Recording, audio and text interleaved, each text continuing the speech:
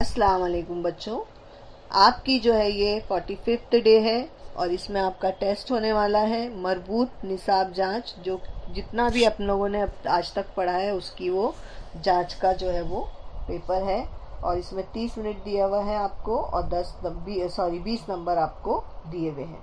बेटा, ये जो वीडियोस आप लोगों के लिए बनाई जाती है ये कोई पैसे कमाने के लिए नहीं होती है।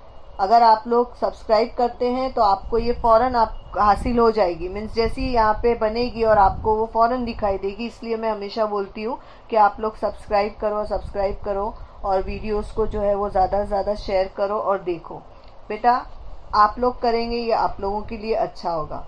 अभी ये जो है मैं आंसर के साथ भेज रही हूँ तो बहुत कम लोग इससे फ़ायदा उठा सकेंगे, क्योंकि जिन लोगों ने देखा होगा, जिन्होंने सब्सक्राइब किया होगा तो उनको वो वीडियोस फौरन पहुंच जाती है ना, इसलिए। बहरहाल ठीक है, चलिए पहला सवाल पढ़ते हैं कि झेल के सवाल पढ़िए, मुतबादिल जवाबों में से मौजू मुतबादिल के गिर्द दायरा बनाइए। सवाल दिया हुआ है कि झेल में से किसके सिक्के पर शिव पार्वती की तस्वीर है। तो बेटा उसका जवाब है अलीफ अकबर। झेल में से भल्लम पंजुम राजा की राजधानी कौन सी है। तो बेटा देवगिरी। अमृतानुभव इस ग्रंथ को झेल में से किसने लिखा। बेटा ये संत ज्ञानेश्वर ने लिखी है, लेकिन यहाँ पर प्रिंटिंग मिस्टेक है तो राजगढ़ लिखा हुआ था तो मैंने उसको कट करके संत ज्ञानेश्वर कर दिया है। तो आंसर उसका संत ज्ञानेश्वर है। शिवाजी महाराज का जन्म किस किले में हुआ। तो अलीफ आता है शिवनेरी।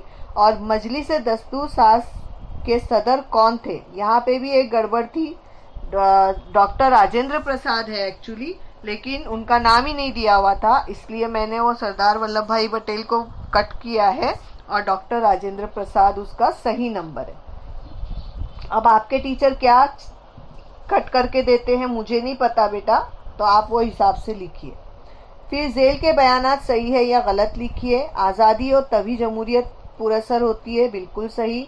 जज को आसानी के साथ उसके ओहदे से हटा सकते हैं, ये भी सही है। हुकूमत के जरिए सेहत की भलाई के लिए मुख्तलिफ इलाज की स्कीम पर अमल किया जाता है, सही। हमें बेकायदा गिरफ्तार किया जा सकता है, बिल्कुल गलत। हमें कोई भी जबरदस्ती गिरफ्तार नहीं कर सकता। फिर बालाजी दरअसल कौन थे। तो मराठा हुकूमत के सुतून थे। उसके बाद आपको एक ज़मानी ख़त मुकम्मल करने दिया गया है। उसमें जो है पहला सन 1526 है और सन के ऊपर सन 1347 है और नीचे जो है वो कृष्ण देव राय का कयाम जो है वो अमल में आया है। मतलब ये 3 दिए हुए आपको इन्होंने, 1, 2 और 3, 2 उसमें लिखने हैं, सन लिखने हैं और एक जो है कृष्ण देव राय का कयाम पर्सन का नाम लिखना है जमानी तरतीब में। उसके बाद 6 नंबर के सवालात है, कोई 3 करने कहा है। तो शिवाजी महाराज में वीर माता जीजाबाई ने कौन सी मुख्तलिफ खूबियां पैदा की। तो सबसे पहले किरदार की बुलंदी, सच्चाई से मोहब्बत, बोलने की महारत, मोहतात, हौसला, बेबाकी और असलहे का इस्तेमाल। यानी उनको घोड़सवारी भी सिखाई, उसके साथ में उन्होंने उनको तीरंदाजी भी सिखाई और तलवार का किस तरह इस्तेमाल करना है ये भी सिखाया। और फतेह का अज़्म, जीतने का जो है वो जज्बा पैदा किया और स्वराज का ख्वाब जो है वो उनको दिखाया।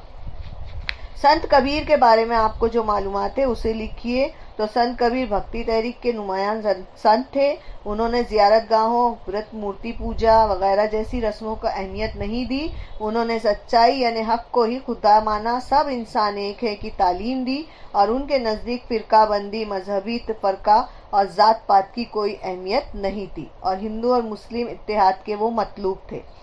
फिर बाद में पूछता है कि तारीख के माखज़ों की मुख्तलिफ किस्मों की वजाहत कीजिए। तो मादी माखज़ या तबई माखज़, तहरीरी माखज़, ज़बानी माखज़, ये 3 किस्में हैं। कदीम इमारतों या उनकी बाकियात की मदद से उस अहद के अवाम की तर्ज रहाइश, माशी हालत का इल्म होता है, इसीलिए उसे जो है वो मादी और तबई माखज़ जो है वो कहा गया है। और अवामी ज़िंदगी, नज़रियात और ख़यालात, त्यौहार, खाने पीने की चीज़ें जो है ये पता चलती है, ये तहरीरी माखज़ हुआ। और इसी तरह से ज़बानी माखज़ जो है वो उसमें अवामी रवायत, अशार, लोकगीत, लोक कहानी वगैरह ज़बानी तौर पर नस्ल दर नस्ल मुंतकिल होते रहते हैं, उनको ज़बानी माखज़ कहते हैं। उसके बाद शिवाजी महाराज की फौज से मुतालिक पॉलिसी की वजाहत कीजिए। तो बेटा वो लोग क्या करते थे, सिपाहियों को पहले जागीर दी जाती थी, तो जागीर देने का तरीका इन्होंने खत्म किया और इसकी जगह नकद तनख्वाह दी, और नुमाया कारकर्दगी करने वाले फौजी को इनाम और एजाज से नवाजा, और लड़ाई में मर जाने वाले सिपाहियों के खानदान के गुजारे का इंतजाम और जख्मी सिपाहियों का ख्याल, जो कैदी होते थे, जो फौजी जो होते थे वो कैद हो जाते थे तो उनसे अच्छा सलूक करना सिखाया। और शिवाजी का महाराज का नज्म ज़ब्त बहुत सख्त थे इस मामले में।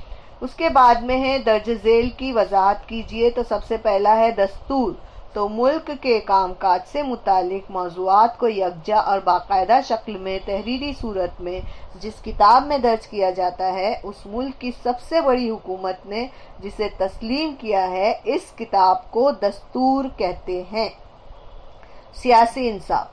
18 साल की उम्र मुकम्मल होने वाले भारतीय शहरी को राय दही का और हुकूमती उमूर में शरीक होने का हक, यानी सियासी इंसाफ।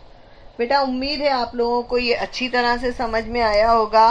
देखिए मैंने बहुत मेहनत से ये सारा काम किया है, तो इंशाल्लाह उम्मीद करती हूँ कि इसका रिजल्ट भी मुझे अच्छा मिलेगा और बच्चे अच्छी तरह से ये जो है इससे फैज़याब होंगे और इसको इस्तेमाल करेंगे। शुक्रिया, जज़ाकल्लाह।